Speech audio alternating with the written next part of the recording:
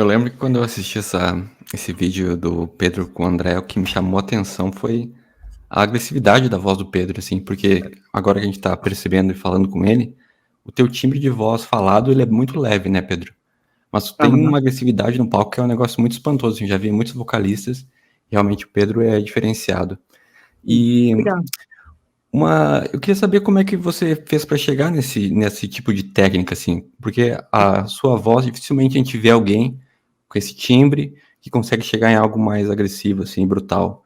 Como é que foi o Uhum. teu tipo de estudo nessa técnica? Então, cara, o que acontece?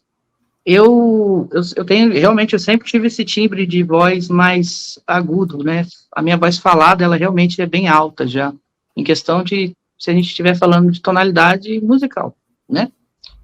E aí eu percebi isso que para mim, assim, era uma parada que não combinava muito, porque, tipo assim, eu via os vocalistas que eu gostava, vamos começar pelo aquele ditado, a grama do vizinho sempre é mais verde. Então eu vi os outros caras cantando e eu gostava muito de quem impostava muito com um timbre muito presente, né? Então, tipo, a gente pode falar de vários vocalistas que faziam dessa maneira, né? Por exemplo,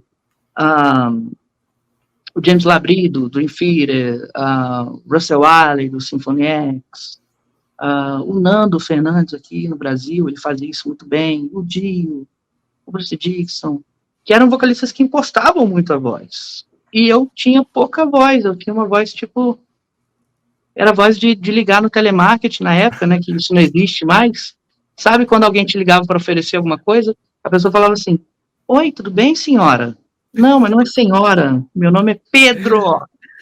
E, porra, uma voz que não... Era tipo assim, falando isso antes de técnica, antes de qualquer coisa, eu tinha uma voz inofensiva. Eu falei, cara, que voz bosta que eu tenho, velho. E aí eu fui estudando técnica para eu conseguir impostar minha voz no máximo que o meu aparelho fonador consegue reproduzir. Então, por isso que eu saio dessa voz bosta, assim, falada, assim, que é uma voz que, porra, não dá para eu fazer uma narração, não dá para eu fazer nada. A não ser que eu imposte a minha voz, mas mesmo assim fica uma bosta, entendeu?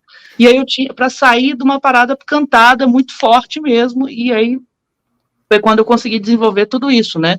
Eu já tinha características desse tipo de voz antes de cantar com Hangar, com Soul Spell, só que as bandas também, elas me ajudaram também a explorar lados que talvez sozinha eu não exploraria, principalmente, eu acho que o Hangar, assim, por exemplo, o Stronger Than Ever é o máximo de agressividade que eu consegui atingir na minha vida vocal. E aí tem alguns outros discos, como, por exemplo, o Monomyth da Artemis, que eu ali já consegui, tipo, modular um pouco mais, mostrar um pouco mais da voz limpa e tal. Mas as dificuldades que eu tive na minha carreira de ter cantado em bandas que os músicos eram muito bons, excelentes, era um high level musical, me permitia explorar, tipo assim, eu acho que eu posso usar um pouco da virtuose aqui ao meu favor para ter essa entonação de timbre muito mais presente do que se eu usasse a minha voz, tipo, a extensão da minha voz falada, sabe? Existe técnica vocal de cantores que eles usam a extensão da voz falada para cantar. Meu, se eu fizesse isso, eu já tenho pouco fã. Se eu fizesse isso, eu não teria nenhum. É absurdo. Mas esse lance de você ter uma voz que é mais suave falando e conseguir desenvolver um lance mais agressivo também permitiu que você tenha uma versatilidade que para o Hangar é muito útil, né? Porque a gente tem várias nuances ali. O Michael Pujovic e o André Leite, eles têm uma parada que é um pouco mais suave. O Humberto Sobrinho e o Nando Fernandes tinham essa veia mais do drive, da agressividade, e você meio que conseguia fazer todas essas versões do Hangar no seu canto, né?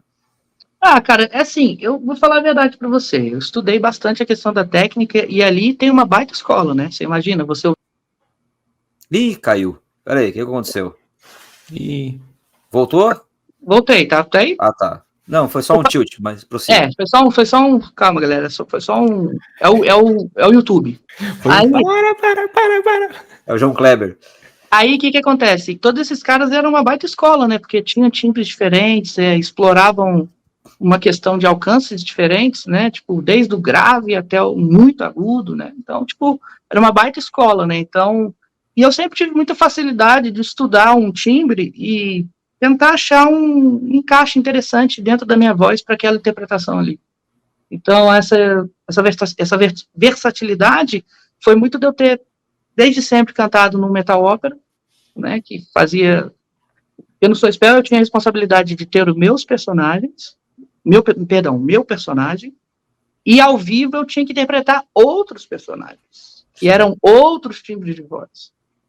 E aí eu tinha que colocar a minha característica, mas também não podia fugir muito da ideia do que era música, né? Porque senão quem tá ouvindo, a pessoa vai falar, vai ficar naquele crivo, tipo assim, ou é bom ou é ruim, né? E aí eu como profissional da voz, eu falava, vou respeitar aqui a ideia, o contexto da técnica que o cara tá utilizando e vou tentar reproduzir do meu jeito, com a minha identidade, mas ainda assim muito fiel ao que vai acontecer ali. Então, por isso que as pessoas, quando ouvem eu cantando música do Troik, do Infallible, eles têm essa sensação de que eu respeito muito o que aconteceu ali naquele disco ali, né? Só que com a minha voz, né? Inevitavelmente, né? Cada um tem o seu DNA, né? A sua assinatura, né? A minha é essa aí.